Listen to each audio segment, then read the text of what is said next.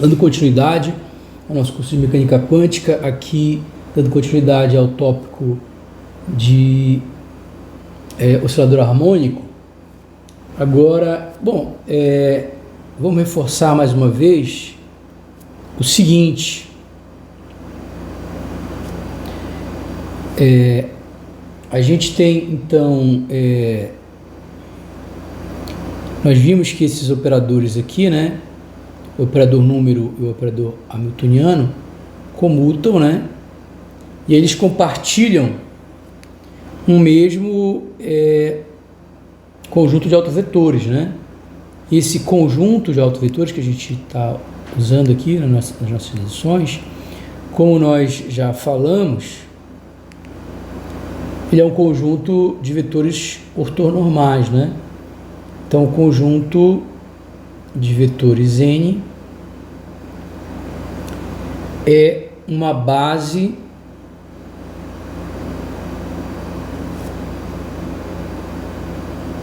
ortonormal completa.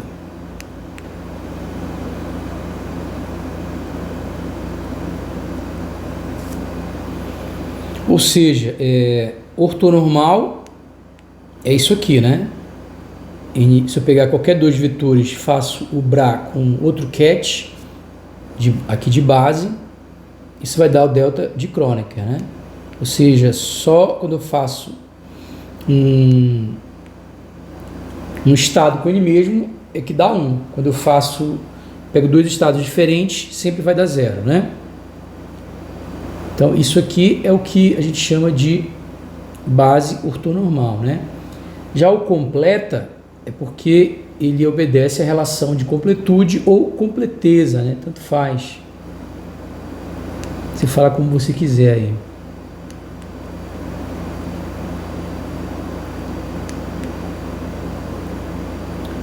Ok? Isso aqui vai dar a identidade, né? Então, base ortonormal. Então, a base é ortonormal, como a gente já falou 1000 vezes aqui no curso, né? Significa isso aqui. E a base completa é porque ela obedece à relação de completude ou relação de completeza, e também já falei isso 1000 vezes no curso. Ok. Por que eu estou falando aqui desse conjunto, né? Porque esses são todos os estados possíveis, eles representam, né, todos os possíveis estados de uma partícula no oscilador harmônico, né? Então, o que eu posso dizer é que conjunto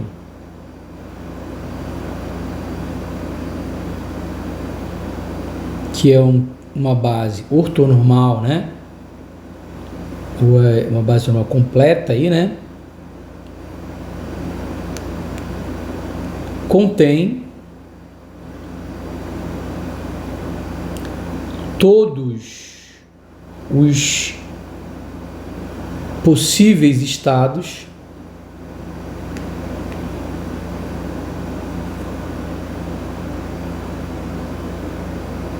do oscilador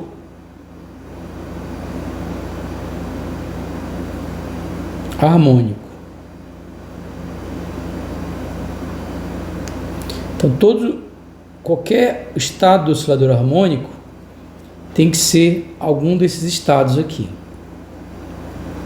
Então, você vai ter um oscilador que vai estar com um quantum, vai ter um oscilador que vai estar com 2 quântons de energia, vai ter um oscilador que vai estar com 3 quântons de energia, e assim por diante. Então, ele tem uma frequência, né?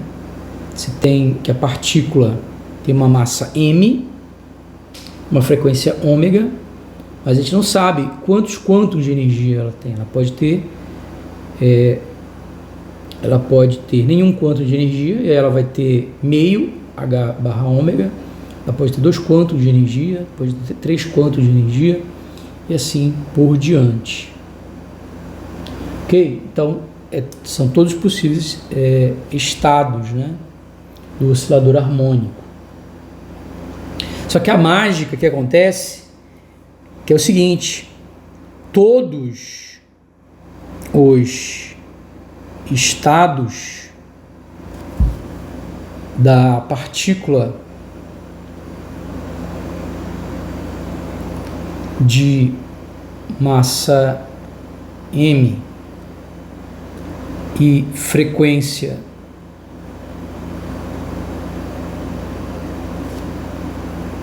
ômega, frequência angular, né? Se você quiser, só frequência, depende do livro, né? Ômega do oscilador podem ser construídos a partir do estado fundamental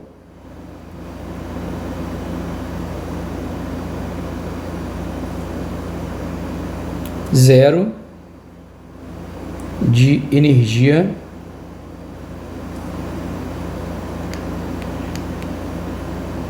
meio H barra ômega. Ok? E como é que eu faço isso então? Eu vou lá, ó, e vou adicionar. Como é que eu faço para ir para o estado 1? O estado 1 é o estado 0 adicionado de um quanto, mas a gente não tem uma fórmula, né? A fórmula que a gente viu aqui é essa aqui, ó. Então essa fórmula, o que ela vai fazer aí?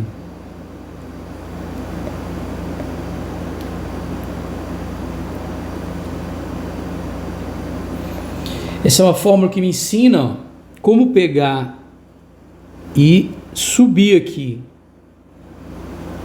Eu posso pegar esse cara aqui e passar para o outro lado dividindo, ó. Se eu passo para o outro lado dividindo, então eu tenho que o estado n mais 1 do oscilador, ele é 1 sobre raiz de n mais 1 vezes o operador de criação aplicado em cima do estado com n quantos H barra ômega. Ok. E a gente pode ir fazendo isso passo por passo, né? Se eu fizer aqui o n igual a 0, o que eu vou ter? Eu vou ter 0 mais 1 igual a 1. Então eu vou ter que o oscilador harmônico com um quantum de energia H barra ômega, ele vai ser obtido, né? Aqui vai ficar 1 também embaixo, né? Raiz de 1, que é igual a 1. E aqui o operador de criação em cima do zero. Então olha o que acontece, olha como é bonito isso aqui, ó. O operador de criação, ele é jogado em cima do estado fundamental e ele cria o primeiro estado excitado. Muito legal isso. Então o operador de criação, ele é um negócio muito bacana, porque você vai jogando ele em cima de um estado e ele vai te produzir o próximo estado. Se eu fizer o n igual a 1, eu vou ter o que aqui? 1 mais 1 igual a 2. Então eu tenho o segundo estado excitado do oscilador harmônico. O segundo estado excitado do oscilador harmônico vai ser o que então? Jogo nessa fórmula aqui, ó. Vai ser o operador de criação sobre raiz de 2, né? E aqui 1, né? Que o n é igual a 1. Só que aí, quem é o 1 aqui? A gente já viu que o 1, ele é isso aqui, ó. Então isso vai dar A adaga vezes A adaga, dá A adaga ao quadrado, né? Vai ficar A adaga, eu vou substituir aqui. Raiz 2. Quem é esse cara aqui? É isso daqui. Eu vou copiar assim, em vez de daquela maneira ali, porque eu quero que fique claro como é que isso aqui vai chegar num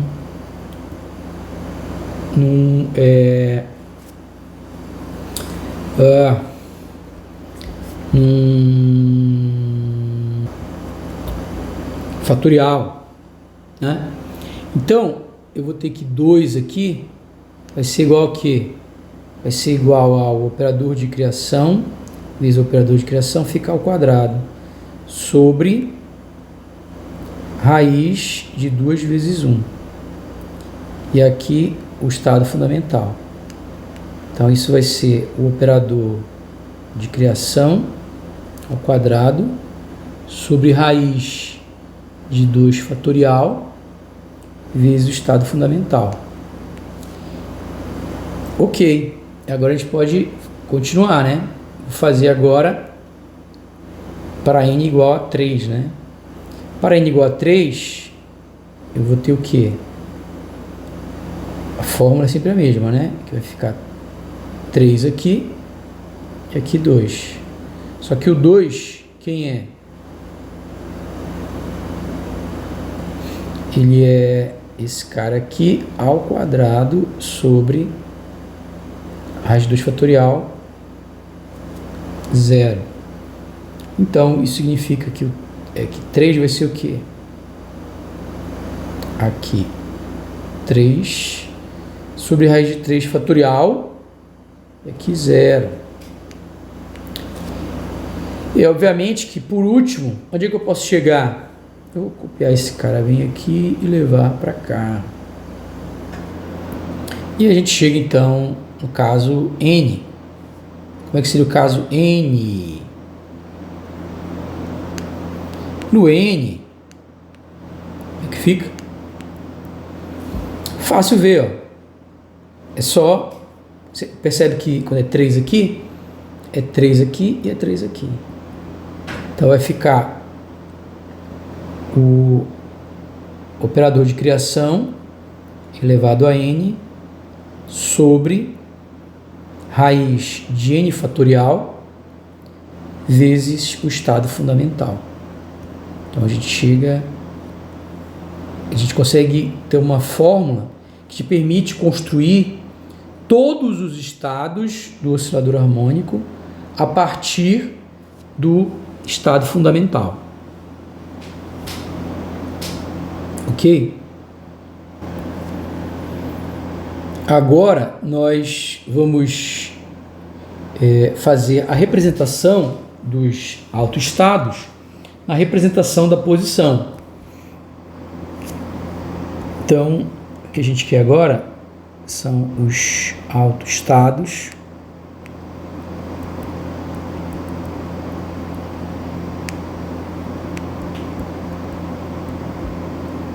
na representação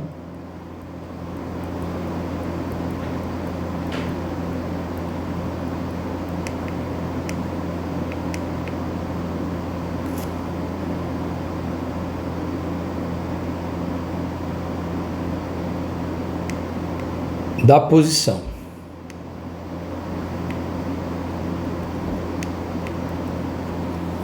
Então, o que a gente vai ter nesse caso? A gente tem, vai precisar de novo dos operadores, né? Inicialmente lá, e a gente vai escrever eles na representação da posição. Então, tudo começou com a definição dos operadores Pzinho e Qzinho, né? Lá no começo. Opa! Oscilador harmônico. Então a gente começou aqui, ó, com esses dois operadores. Então vamos... Tudo começou aqui, né? A gente começou tudo definindo, todo esse cálculo que a gente fez começou pela definição desses dois operadores dessa forma, né? Então a gente fez aqui por definição, a gente definiu os operadores dessa maneira e a partir disso a gente construiu tudo isso que a gente construiu aqui até agora. Ok. Eu não vou mais colocar definição, isso já foi definido, né? Agora a gente já aceita que ele é isso aí, já foi definido dessa maneira. Então a gente tem esse o operador Pzinho e o operador Qzinho. Ok, mas se eu quero eles na representação da posição, como é que ele vai para a representação da posição? Na representação da posição, é só escrever esse cara aqui como menos IH barra derivada. Aqui está fazendo, no caso, o gradiente, né? Mas no caso aqui, como é unidimensional, é menos IH barra derivada com relação a x. Então, o operador Pzinho vai ser menos IH barra derivada com relação a x. No caso, só tem unidimensional, pode ser derivada ordinária. Então, aqui a gente tem raiz de m h barra ômega. Tem que beber água. Raiz de m h barra ômega. Ok. E aqui o operador Qzinho, ele é x raiz de m ômega sobre h barra. Então, eles já estão na representação da posição, né? Na representação da posição, o x é xzinho e o operador posição é só a própria posição x e o operador momento é menos i h barra derivada com relação a x. E agora, além disso, eu vou precisar de uma outra coisa que a gente já fez aqui. A gente disse que x0, só você voltar na primeira aula aqui do oscilador harmônico, a gente definiu o parâmetro x0 como raiz de h barra sobre m ômega, né? Então, só voltar aqui, só para mostrar que a gente fez isso mesmo. Foi nossa primeira aula aqui, né, de oscilador harmônico. Uma das primeiras coisas que a gente definiu, né? Então, a gente definiu isso aqui, né? Esse x0, né, tá aqui, ó. E cadê o valor dele?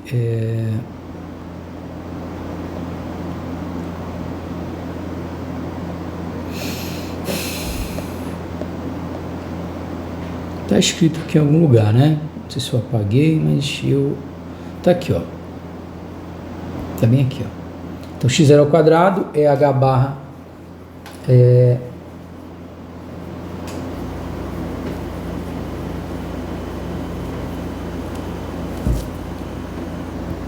e tá errado, né? Foi bom eu voltar aqui porque isso aqui tá errado, tá? Isso daqui não tem isso daqui. Tudo bem, já passou batido, agora a aula já foi daqui, mas aqui corrigindo o que estava lá, né? Aqui então vai ficar x à quarta, tá? Aqui na verdade era x0 à quarta. E o resto está correto, só isso que está errado, tá? Ok, então fazendo essa correção aí. Então a gente vê que realmente, o que ele vai dar? Ele vai dar x0 igual a raiz de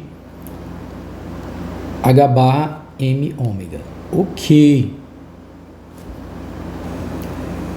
Outra coisa que a gente vai precisar é voltar lá para relembrar como é que foram definidos os operadores de criação e aniquilação, né? Então também tudo isso que foi construído com base na definição dos operadores de criação e aniquilação, né? Então, quem eram os operadores de criação e aniquilação? Eram esses operadores aqui, ó, os operadores de criação e aniquilação, né? Operadores, como dito aí, não hermitianos, né? Porque não representam grandezas, eles representam transformações, né? A criação é um operador que transforma o estado num estado mais energético, né? E de destruição que torna o estado num estado menos energético. Ok. E aí eu tenho aqui, ó, eu vou apagar isso aqui.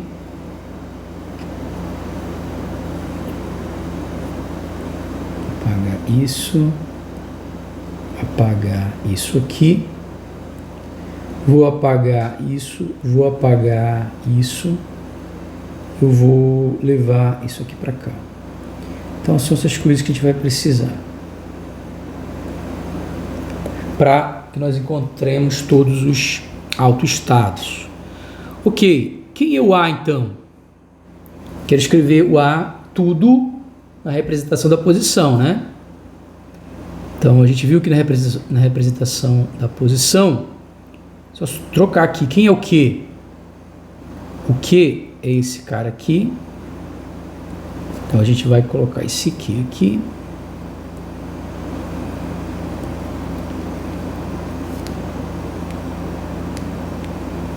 Mais. E agora a gente vai pegar o IP. P é isso aqui. Vem para cá. Só que isso aí vezes I, né? Isso daqui, ó, vai ficar I vezes isso aqui. Vou fazer a conta logo, né? Para não ficar, né? Então é bem trivial, ó. I vezes I vai dar I ao quadrado. I ao quadrado é menos 1. Com o menos que já tem aqui, fica mais. Então, só tirar tudo isso aqui e colocar o mais aqui. Ok. E aí, eu vou afastar esse um pouco para baixo, que depois eu já faço de uma vez esse aqui também. Aproveitar que eu já tenho aqui, ó. Isso daqui quem é? É o próprio x0 aqui, se a gente comparar. Aliás, nem é o x0, desculpa, é 1 sobre o x0. Agora, esse daqui, o que que ele é? Vamos fazer essa conta. Eu posso aumentar essa raiz e colocar o h dentro. Mas quando eu colocar esse h dentro, esse h tem que ir ao quadrado. Aí vai ficar o h ao quadrado sobre m h ômega. E aí vai cortar esse h, né? Com o h daqui. E vai ficar raiz de h sobre m ômega. Certo? Só que isso daí é o próprio x0. Então quer dizer que isso aí, na verdade, é igual a x0. Então a gente pode escrever dizendo que o A é 1 sobre raiz de 2. E aqui fica x sobre x0 mais x0 vezes dx. E eu posso ainda tirar esse x0 para fora aqui, né? x0 raiz de 2. E aqui sobra x mais x0 ao quadrado, porque para cortar com daqui, né? Derivada com relação a x. A gente chega nessa expressão aí. Ok? Ok, agora a gente precisa dessa expressão aqui, ó, pro a adaga, né, pro operador de criação. A única coisa que vai mudar é dar para copiar tudo. É só o sinal de menos que está ali, ó. O resto tudo é igual. Então eu não vou fazer tudo de novo, né, que você só mudou o sinal de menos. Eu vou aproveitar o que está feito já aqui. Então aqui eu tenho igual, aqui um sinal de menos, aqui um sinal de menos, e aqui um sinal de menos, e aí, então, só que faltou colocar o adaga aqui, né? Então, tá aí o operador de criação. Então, o que muda sempre, né, deles é esse sinal aqui do meio.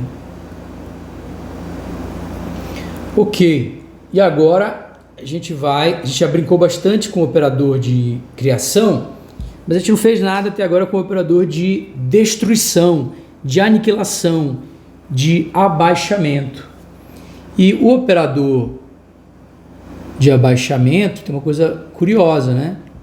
O que acontece se eu pegar o operador de abaixamento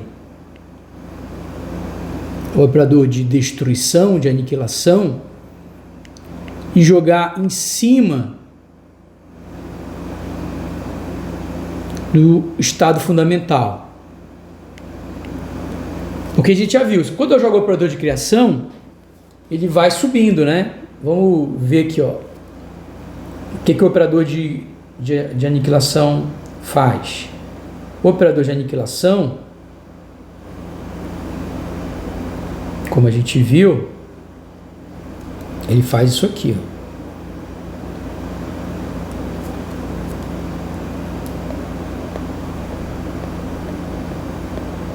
A pergunta que a gente vai querer responder é: o que acontece se o operador de destruição ou aniquilação ou abaixamento atua sobre o estado fundamental? Isso é uma pergunta interessante, né? Porque o operador de criação não tem problema. Você parte do estado fundamental, vai aplicando, ele vai só aumentando o estado, pode infinitamente. Eu posso colocar quanta eu quiser de energia. Mas se eu estou no estado fundamental e eu tentar tirar, não tem como tirar, porque ele já não tem mais. Ele não tem mais quantum nenhum. Como é que eu posso tirar um quantum de alguém que não tem quantum nenhum? Então, o que vai acontecer nesse caso? Então, isso que a gente vai tentar entender. Ok, vamos colocar aqui, ó.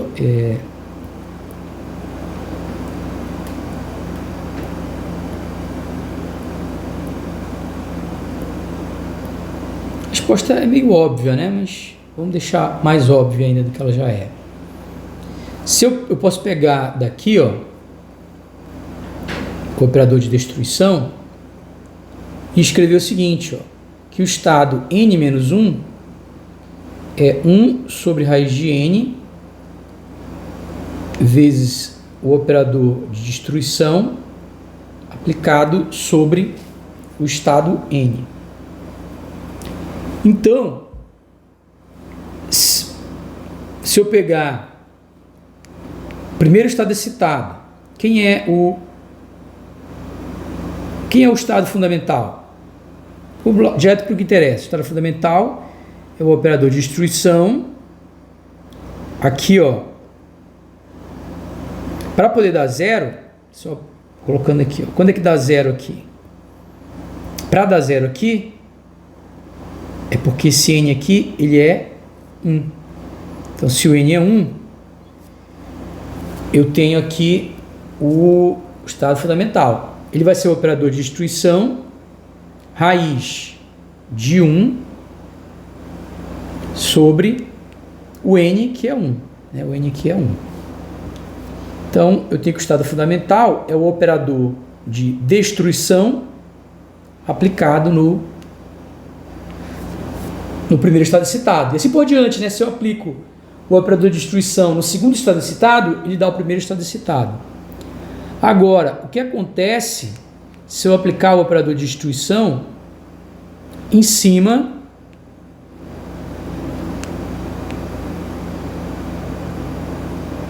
do... É isso que eu quero responder, essa pergunta. Matematicamente, eu escreveria assim, ó. O que acontece quando eu aplico o operador de destruição em cima do estado fundamental, que já não tem quantum nenhum de energia. Ora, se não existem estados com energia menor do que o estado fundamental, se eu tento abaixar mais a energia, simplesmente isso é impossível, ou seja, eu vou levar ele para um estado que não existe. Então a resposta é a aplicação do operador de destruição sobre o estado fundamental, a aplicação do operador de aniquilação ou de destruição sobre o estado fundamental,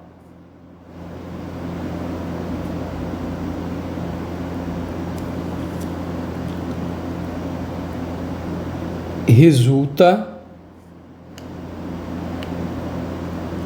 no vetor nulo, ou seja, não existe esse estado, né? O vetor nulo é porque não existe o estado, pois não existem estados com energia menor do que o estado fundamental. Então isso fisicamente é bem simples de entender esse raciocínio, né? E o que vai acontecer, então, é que quando eu jogo o operador de destruição em cima do estado fundamental, isso dá zero, porque não existe esse estado, né? Ok. Então, vamos fazer essa conta. Eu vou pegar o operador de destruição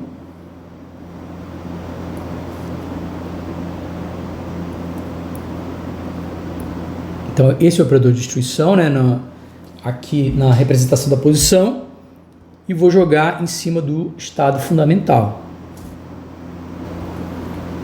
Ok? A gente sabe que na representação da posição, né,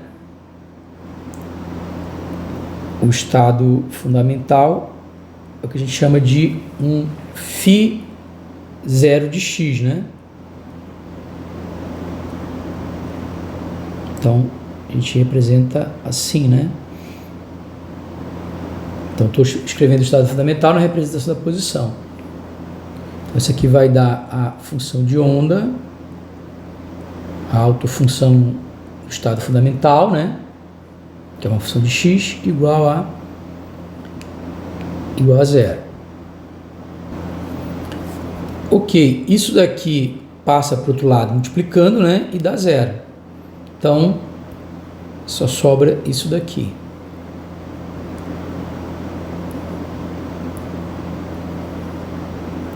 E além disso eu posso pegar e multiplicar, fazer distributiva, né? Multiplicar isso aqui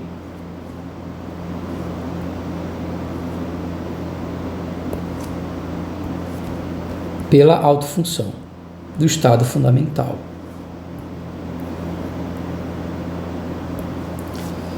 E eu posso agora dividir tudo por x, né?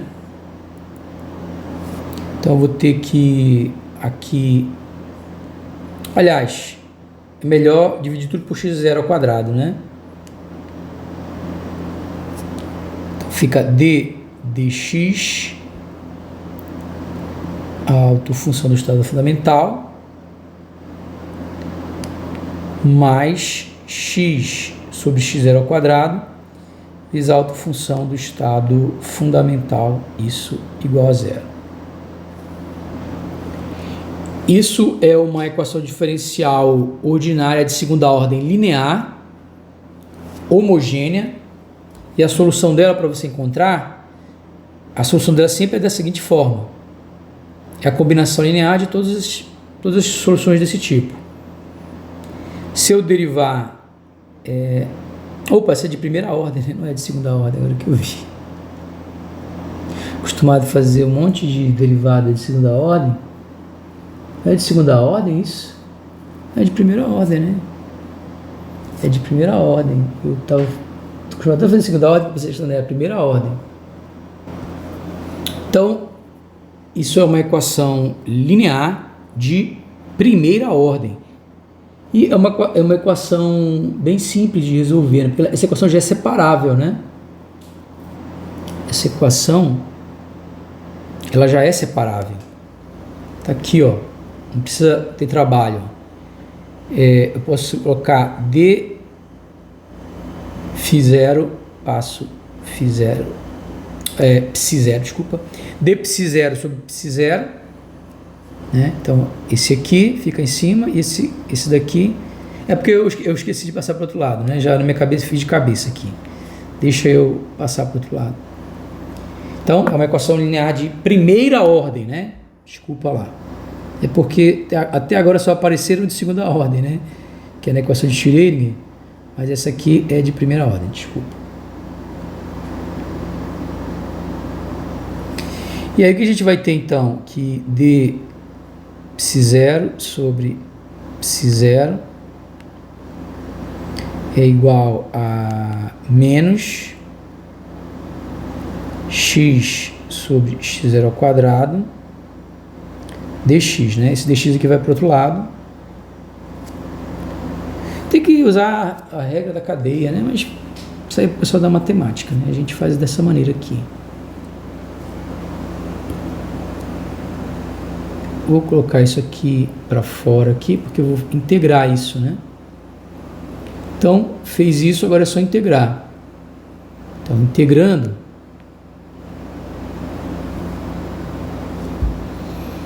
aqui vai dar neperiano de psi0 igual a menos 1 sobre x0 ao quadrado, x ao quadrado sobre 2, né? A integral disso aqui sobre 2, integral disso aqui é neperiano de psi0, no caso, né?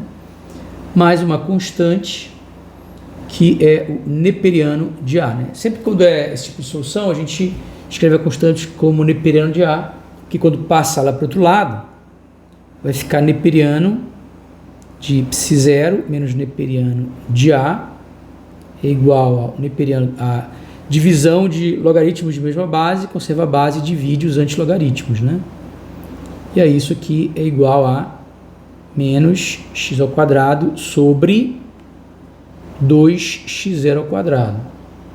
Então daqui a gente pode concluir a base que está desse lado passa para o outro lado, base do logaritmo passa para o outro lado como base da exponencial. Então o psi de x sobre a, psi de x0 sobre a é igual a exponencial de menos x ao quadrado sobre 2x0. E finalmente eu tenho a função de onda do estado fundamental, que é igual a é a menos x ao quadrado sobre 2, que é, já esqueci de novo, x0 ao quadrado.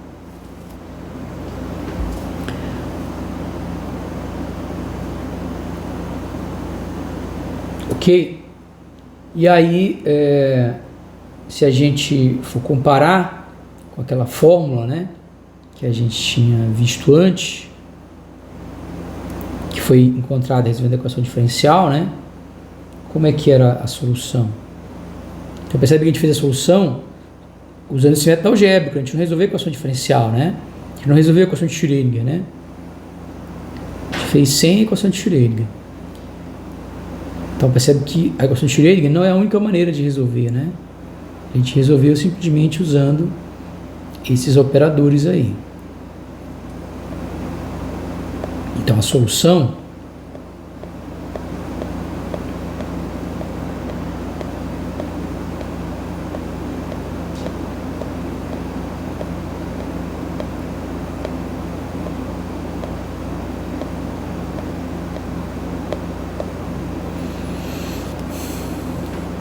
lá diz que tem que ter essa cara aqui, ó. Se você comparar, ó, se eu colocar aqui 0, então aqui vai dar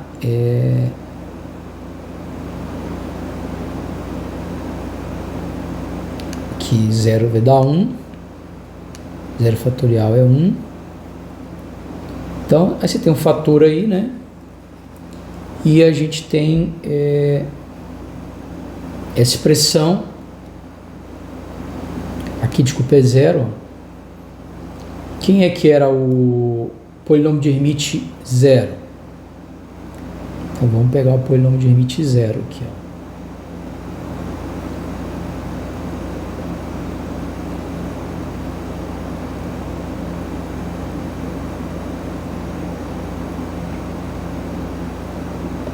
Polinômio de Hermite 0 vale 1. Tá? O polinômio de Hermite zero vale 1. Então, vamos pegar aqui, ó.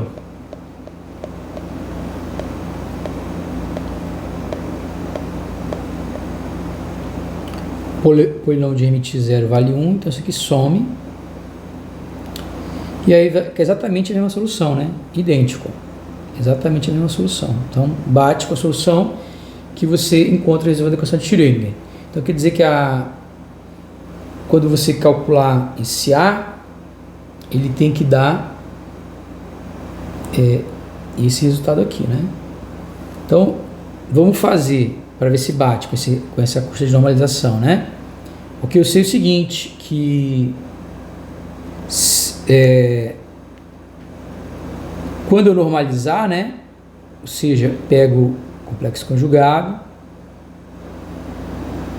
então faço a normalização, e eu integrar isso aqui de menos infinito a mais infinito, isso tem que dar 1, né? Essa é a condição de normalização.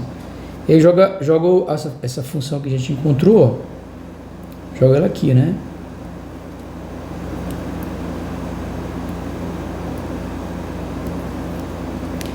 Então, aqui vai ficar isso aqui ao quadrado, né? E elevando a exponencial ao quadrado, vai multiplicar por 2 aqui no expoente, né? Então, vai ficar menos x0 ao quadrado. Essa constante que vem para fora.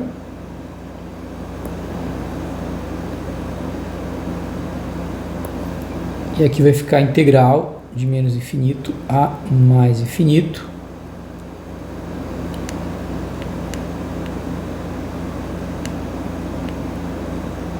Dx, isso igual a 1. Ok? Essa integral é uma integral gaussiana, né? Isso aqui é uma gaussiana. E a integral gaussiana é essa aqui, menos alfa, x ao quadrado dx é igual a raiz de π sobre alfa. Então, se eu tenho essa integral de menos infinito a mais infinito, da exponencial de menos alfa x ao quadrado dx, isso dá raiz de π sobre alfa.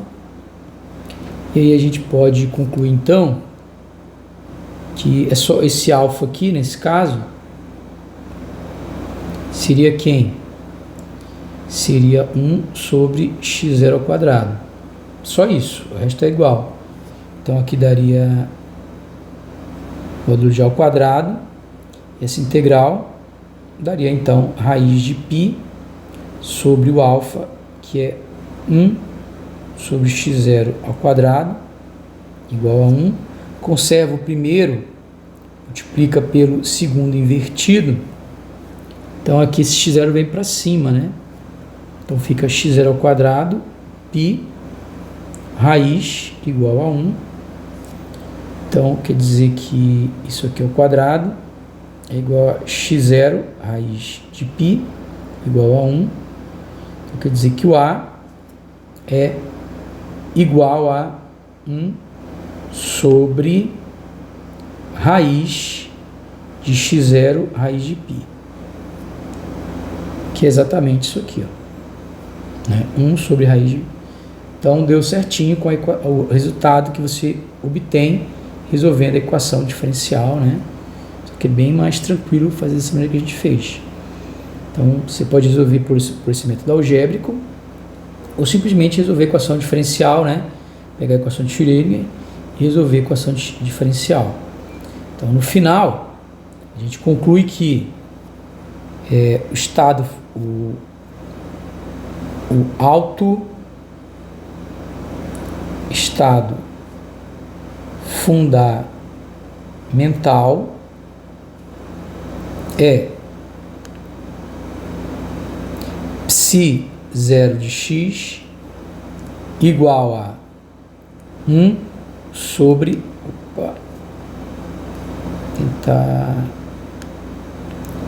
raiz de x0, raiz de π, e é a menos x ao quadrado sobre 2 x0 ao quadrado.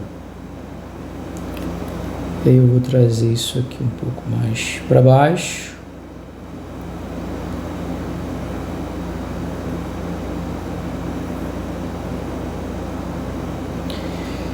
E é isso. E aí a gente ainda não terminou, a gente continua no próximo vídeo, tá?